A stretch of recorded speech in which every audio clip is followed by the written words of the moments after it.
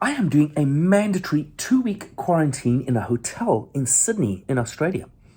When I was preparing for this trip, I couldn't find much information on it. I didn't really know what to expect as concerns food or what hotel I'd be in or all this kind of stuff. So I thought I'd make a quick video to at least show you what my experience has been and maybe give you a better idea. So the first thing to know is in Australia, you are not allowed entry into the country unless you're an Australian citizen or permanent resident. I'm neither. I have a family medical issue, and I was granted finally permission to come on compassionate grounds. It took about a month, a lot of paperwork, and they didn't grant the same permission to my wife. So that's how serious they are. Once I was granted, finding a ticket was difficult and super expensive, over $4,000 for a one-way economy ticket to Sydney from Los Angeles. A ticket that normally costs $700-800. Oh, and don't bother booking a ticket to anywhere other than Sydney, because you have to quarantine in the place where you land.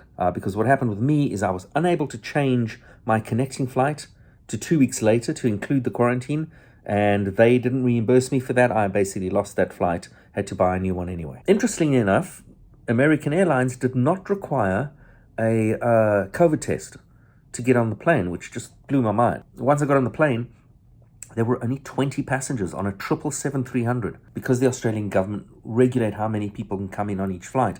The max they've been allowed is 35 passengers on a plane that takes almost 300 people. It's pretty nuts. Once you get to Australia, to Sydney, you are going to be chaperoned 100% of the time by either police or military. They come aboard the plane before you're even let off, and they process everybody, do paperwork, and then they take off just a few passengers at a time, process you through passport control, and then go get your bags, and then take you to where the bus is.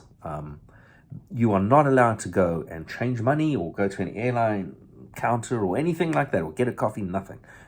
You're going straight for the bus, basically. Once you get on the bus, you are off to a hotel, any one of, I believe they have around 10 hotels around Sydney that do quarantine, but I'm not sure about that. And you won't know what hotel it is until you actually arrive there. You have no choice in what hotel it is. And once we got to the hotel, again, chaperoned, this time by military, into the hotel, processed by the hotel.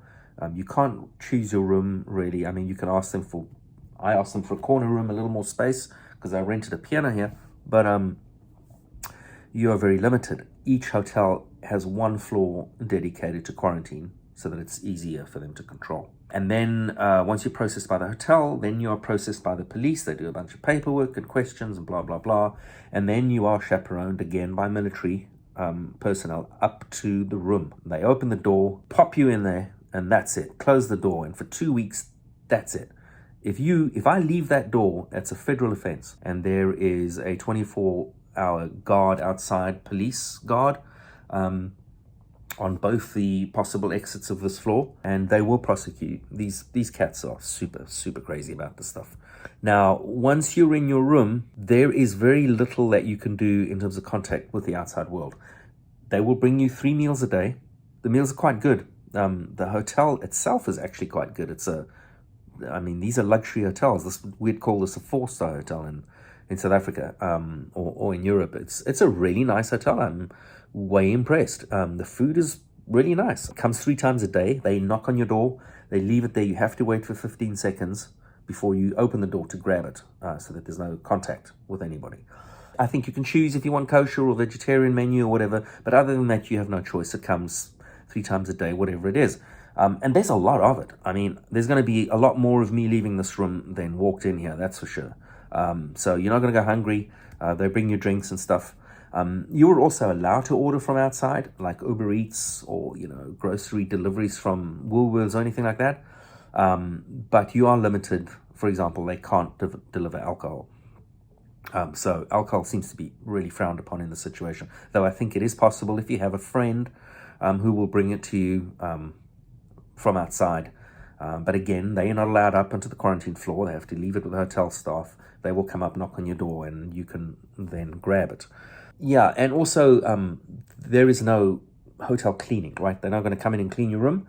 So you have to kind of just, maintain your cleanliness a bit, because you're not going to get a vacuum cleaner in here or anything like that. And the same with linen and all that. They're not going to change any of the stuff. Now, as far as laundry is concerned, the hotel will do a discounted rate for you on hotel laundry, but that still works out expensive. They will also give you soap powder if you ask for it, so you can, wash some underwear and stuff in the bathtub if you need. So let me just show you quickly. So as I said, the room is very nice. It's a king-size bed. It's not a bad room. And let me walk over here. You've got a mini bar and they bring coffee and tea and stuff for you. You can keep yourself happy. The bathroom is very nice. Got a bath and a shower, and it's very spacious. And you've got a full TV with cable and blah blah blah, all the channels. I've set up my little studio here where I'm doing some work, and I've rented a piano just so that I have something to do. Okay, and lunch just arrived. This is a typical lunch. It's like a curried quinoa salad, a bit of fruit, a roll, a drink, a cheese, and some crackers. Dinners are usually warm. I have also a very nice view here of the park. Now, is this all free? Well, no. This will cost you $3,000 Australian dollars. Here in New South Wales, I believe it's different in other states. But that includes the 2 weeks in the room, plus all the food and all the drinks they deliver, everything. So if you count it all out, it's probably being subsidized somewhat by the government. This is not a horrible deal. And if you have to do a quarantine, you're doing it for the greater good. Australia has super low virus count. And it's because they are like crazy about this stuff. In a way, completely the polar opposite of how Americans seem to deal with it.